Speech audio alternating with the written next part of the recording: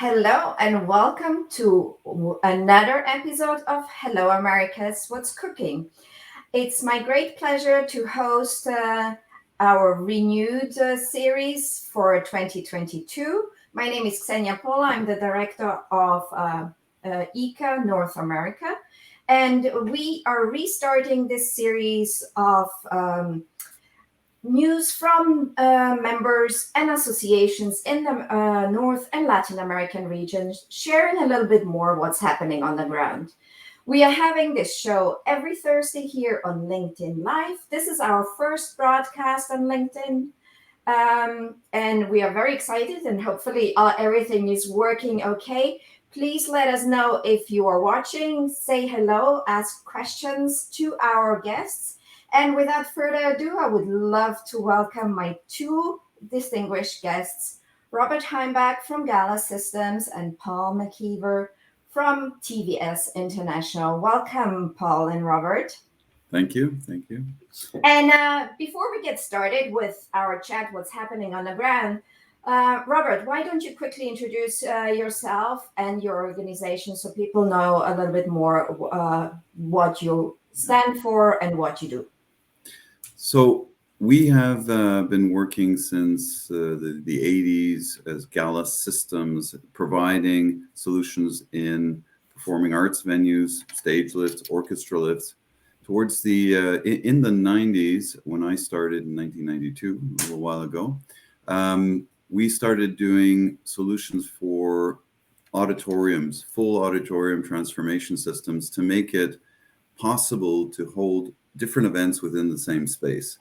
The idea for that is to transform things very quickly, efficiently, so people have a good sight lines. And so our organization, based out of Montreal, have now done facilities in performing arts centers, convention centers, museums, and I'm going to show a few examples later on. And we're about 140 people. Thank you so much, Robert. And I see you have a following also from Montreal. Marc-André is online saying hello and bonjour, as well as Eduardo Chaillo, our dear Mexican member who is based in the US in Washington. Hola, Eduardo. Thank you for joining us. And just a little bit from your end, Paul. What do you do? It is also a little bit along the lines with venues. Yes, that's right. So hi, I'm Paul Mckeefer. I'm Associate Principal and High Performance Design Quality Leader at TVS Design. So we focus on the architecture and interior design, and we've kind of built a reputation in the industry for convention center designs. We've done quite a few of them in the U.S. and internationally. Personally, I've been here with the firm for 16 years, and I've kind of grown an expertise in convention centers and also in building science. Working on projects in Nashville, Tennessee, and Detroit, Michigan, Chengdu, China, so kind of all over. But yeah, that's just a little bit about our firm. And I'm excited to have both of you here because usually we had either association meeting planners or people from destinations and actual physical venues as guests. Your perspective will provide a total new view to this whole new space we are, an ecosystem for meetings we are engaged in. Here's also somebody joining us from Germany. Hello, thank you, Peter, for joining. Lovely to see that you stayed up and are following our discussions. And we're diving right into it. Robert, what have you seen from your end as one of the biggest challenges in the past 2 years? Well, in 2 years, we're obviously different than venues that have had to try to open and as best they can and invite different events. What we've been trying to do is work with the venues that we've already been in to see how they can change over their spaces to suit the new challenge of social distancing. So in Lausanne, in Melbourne, in San Antonio, there are a number of events that there were being held where they needed to provide different type of seating solutions, and we were able to, through our computerized system, do that.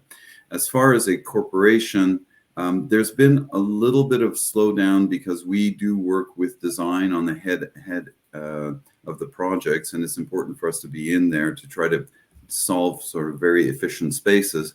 Some projects were put on hold, and so one of the challenges is to maintain discussions despite the difficulties of having all the decision makers present. And a lot of venues were really not sure about what the future will hold, and so some of them are stepping back. I found now that venues are a lot more interested to get back in, to add flexibility in their future buildings, or even convert the buildings that they have now. And so over the last few years, there have been some quiet points where people are in a state of reflection. What is going to happen? Making a bit of a hold on investments, but now in the future, I can see a lot more people are interested in providing flexible solutions and really practical solutions for the future. And I'm very excited you'll be sharing some of those examples with us Yes. just in a second. Paul, your challenges were somewhat different, right? Yeah, and so I've got to say that there are some similar and some different, but over the past 2 years, it's really been, COVID has just affected the industry so much, and so we've actually seen some opportunity in that, though, to help our clients with how they reopen their venues and how they do it safely. So we've actually brought on a new vice president of venue services. It's a whole new department for us where we're looking at different ways that we can assist venues from an operational side. So we put strategies together for a couple of venues here in the U.S. for COVID reopening, and we saw that a lot of these projects, they just take so long to complete, right? It's like maybe 5 or 6 years easily from design through construction.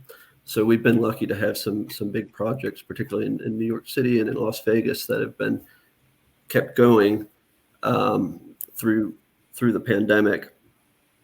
But I think there have been a lot of projects and a lot of uncertainty in the industry. So helping to kind of navigate that, we've done a lot of studies and a lot of looking at how you can transform venues to what they'll be like after post pandemic, and how you can integrate things such as hybrid meetings and such. And have you experienced for the timeline to shorten? Was that maybe some of the effects of the pandemic, or is that process still the same of 5 to 6 years? For delivering the projects? Yeah. It kind of depends. It's really, usually it's based on that there may be a certain event that a venue has, a big event that they've got, and that's really sets the schedule for when a project has to be open and complete. And you kind of back from that, the construction period and then the design period. But there has been definitely, a few projects where they've stalled out and wanted to kind of wait and see what happened before saying go. But then when they say go, it's usually, it takes a certain amount of time. They haven't really tried to compress schedules, which is good, because you hate to have to do the same amount of work in less time. That can be Absolutely. problematic. Yeah.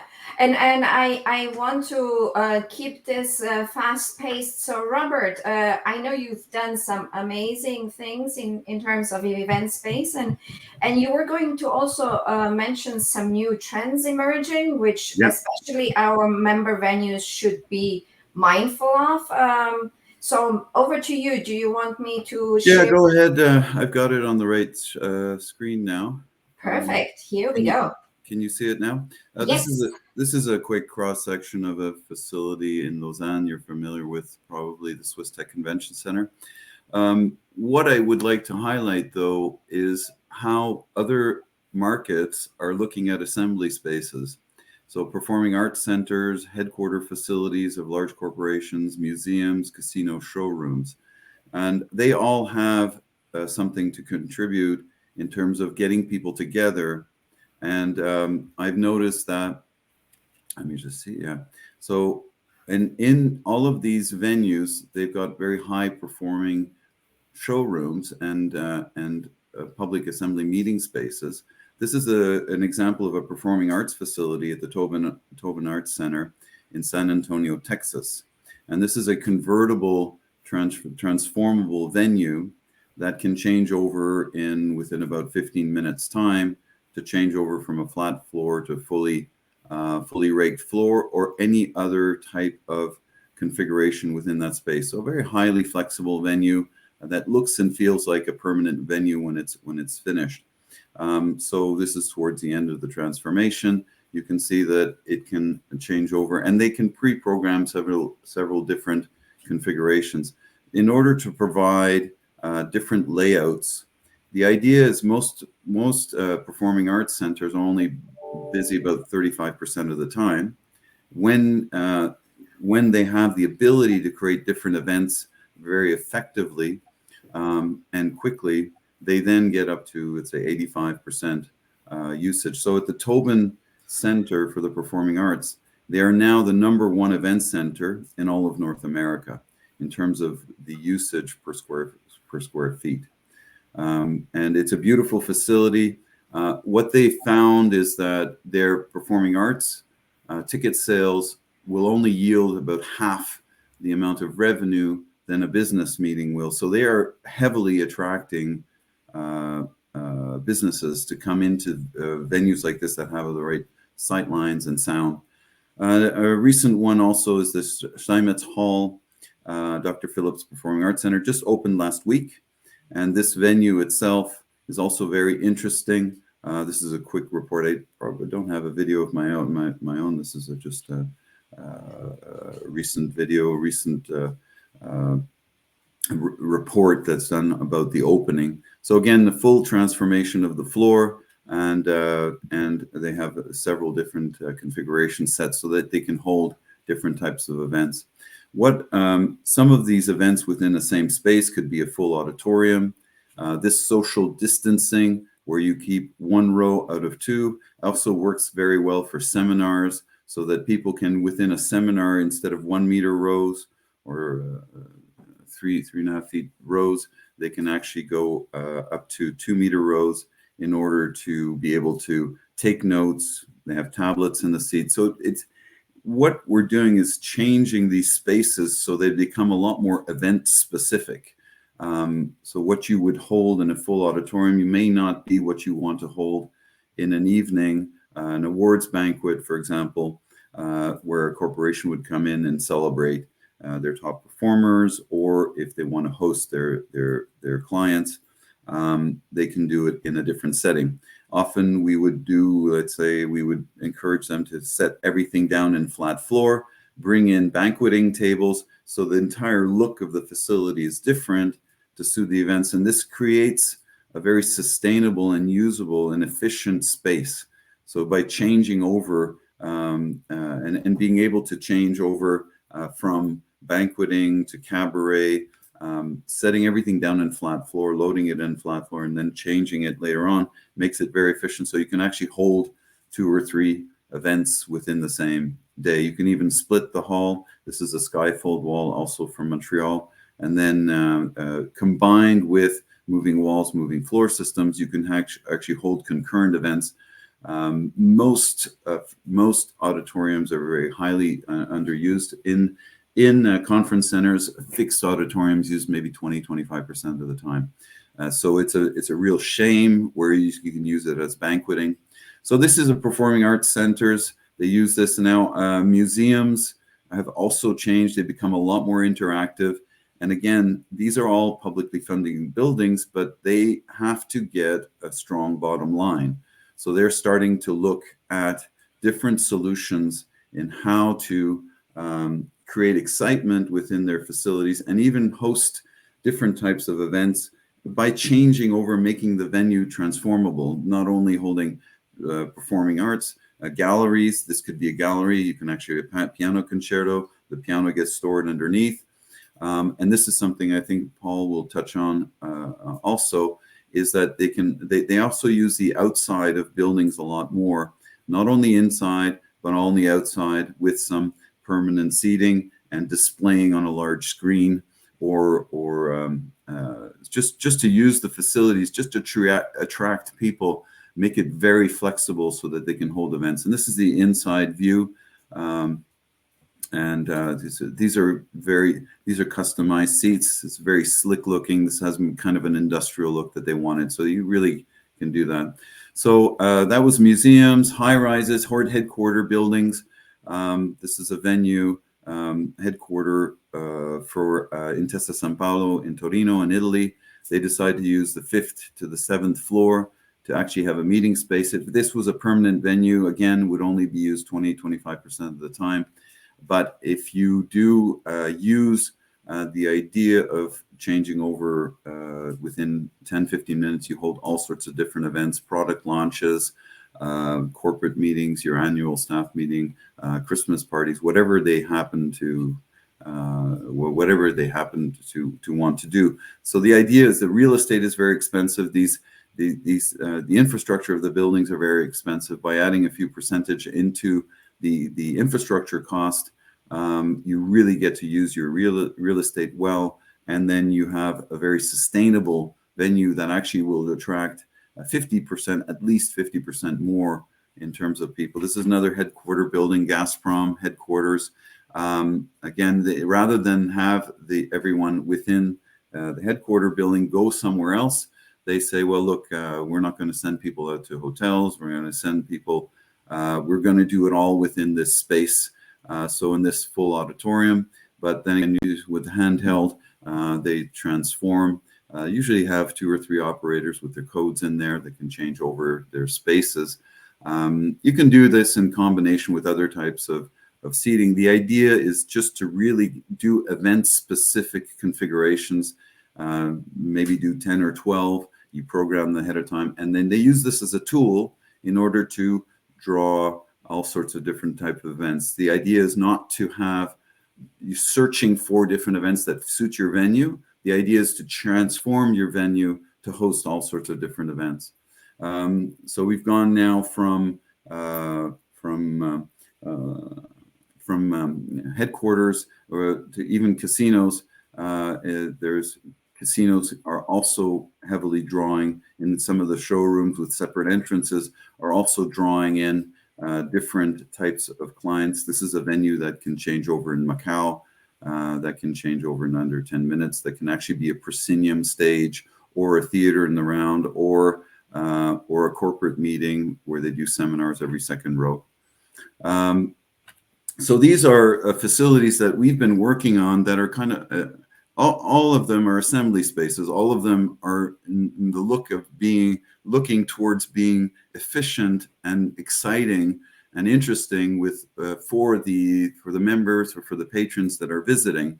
And so this is an example of what they've done in a convention center, very transformable at the Swiss Tech. So you can actually hold different sizes of meeting, different types of configurations. They have been 85% efficient. I mean, that was the numbers in 2019. Of course, 2020, 2021 have changed. However, these are configurations where they can do 2,200 seats in a banqueting facility. They can do a full auditorium of 3,000 seats. They can do separate venues with separate clients, hold concurrent events. So it becomes very dynamic and very interesting for all sorts of different people and different types of events to be held. This is an example of the social distancing. They were the last venue to close in Switzerland and the first ones to reopen anytime there was a wave. And some of the reasons is this 2-meter social distancing. So rather than 1 meter rows, you have 2 meter rows, and you can actually hide banks of seats and so on and pre-program ahead of time. And you can have a morning event and an evening event with a completely different look and different outlook. And so you don't have a separate building to do banqueting. You have one facility that's operating very, very smoothly. Even up in the balcony area, they are being able to change this whole space in the balcony, whereas it's actually a wall. This is a separate room. People will go out literally through a coffee break and will come back out of a plenary session into 3 separate venues. And so 85% efficiency, all sorts of different types of events. These are my last couple of slides here. One venue where they celebrated a corporation. They came there and they did a dance floor that was about 14 meters wide, and then a separate canopy and a VIP dining, all within the same space. You would never have a building that's built like this. So what they're doing is they're creating interest, creating flexibility, so that that venues are enticing for corporations to come and use that space, and they'll never use another space for these type of things, because nowhere else has that much flexibility. This is another venue in Baku in Azerbaijan. So that's it for my presentation. If you had any questions. So yes, if anybody has any questions, please post it in the chat.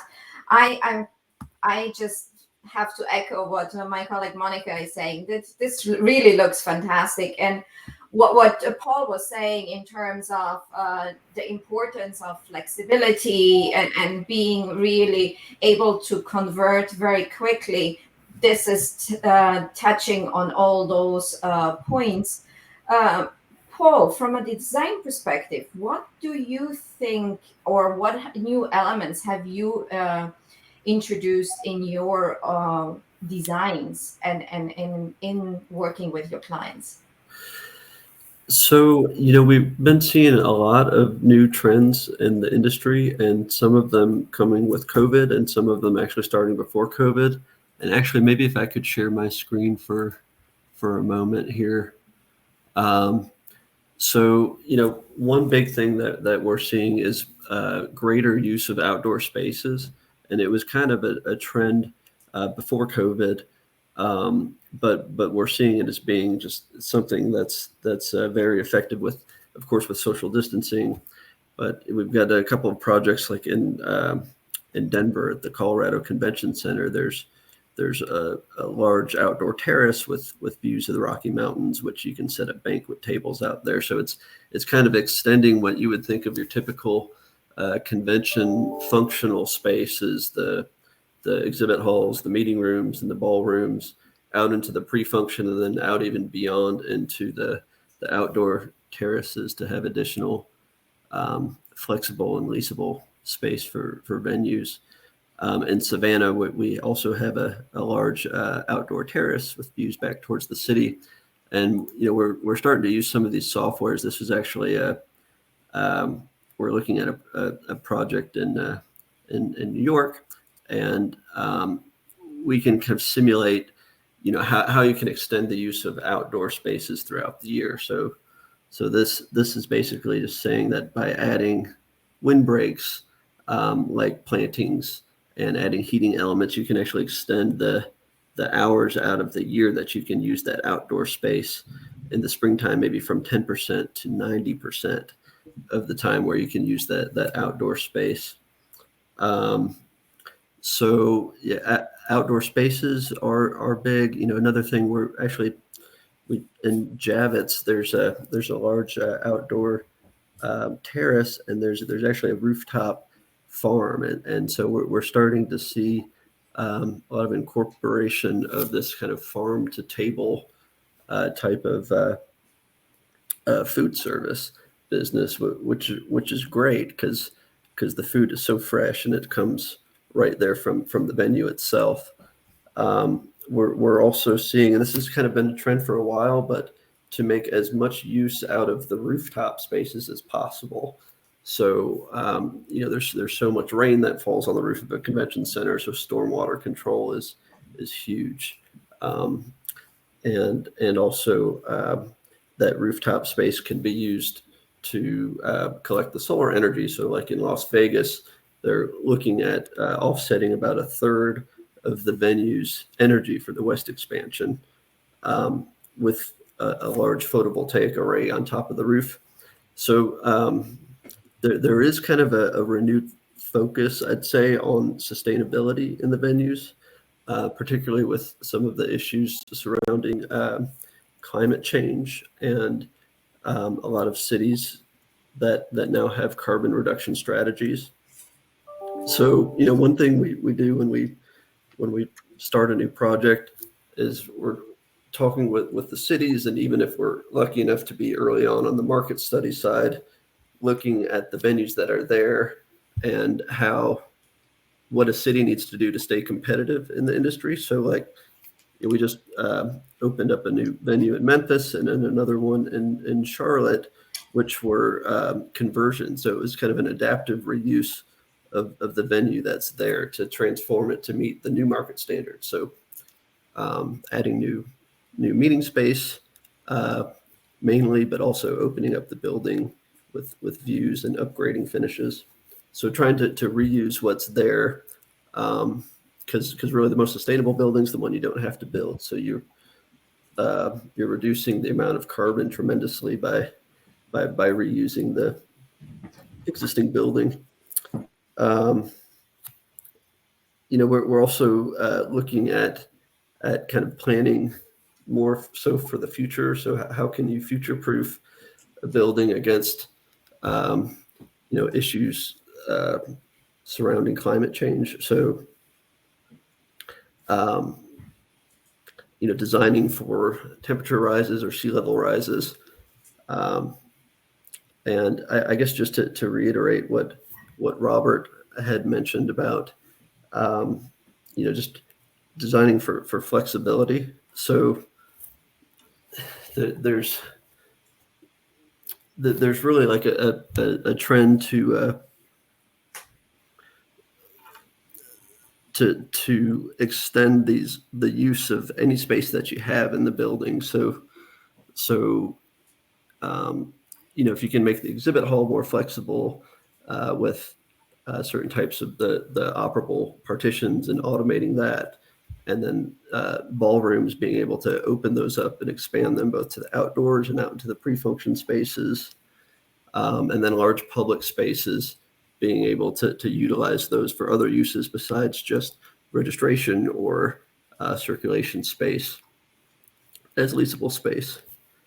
And following up on what you've mentioned about adapting and usage of spaces, we did have a question which I think is really great, and Aaron is asking, how does sound, light, and various technologies come into play in your designs? Because you showed already some of the new software when it came to the outdoor spaces.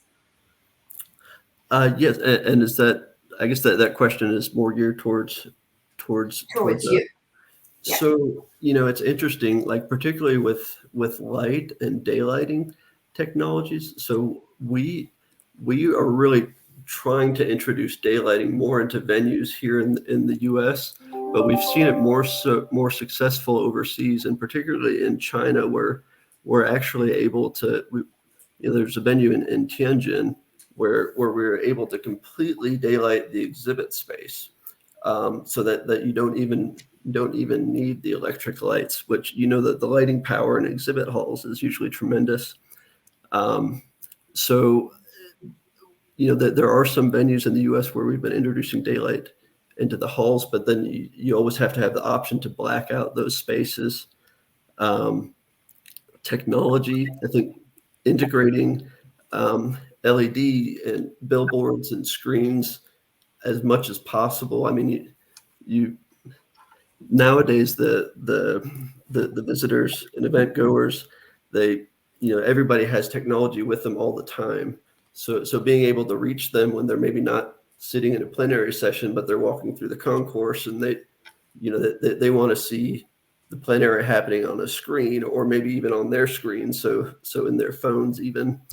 So the amount of advances in technology, I think, has been really, really huge over the last few years, say 10 years, let's say. And a lot of the things you both mentioned really plays into the entire sustainability topic, which is front and center for most of the or organizations, and really aligns also with what ICA stands for, and with the position of reducing its carbon footprint for events. So I think you both are contributing tremendously to getting our industry more recognized and healthier. And I think one of our viewers has expressed this really well. It's a big thank you to both of you for helping relaunch our Hello America series and sharing your wisdom and contributing to the ever increasing feeling of hope. I think of what you both have shared are some really positive developments for our industry. I think we are way past the times when we are crying over spilled milk and looking at how to do business. We just need to really try and do business again and be more mindful of our environment, of our people. And you both are doing great strides in that. And since before we stop for the day, and I think we've went way over our allotted time. Hopefully that was a great teaser for some potential sessions in the future for our community. I wanted to see if you wanted to share anything, and a favorite recipe, or just something you want our audience to remember you by. Paul? Oh gosh. That's a tough one. I mean, I just, I do really look forward to these events happening more and more, and being able to get back out there. And I really hope to meet some of you at the next ICA conference. Excellent. So we'll have a drink in Poland then.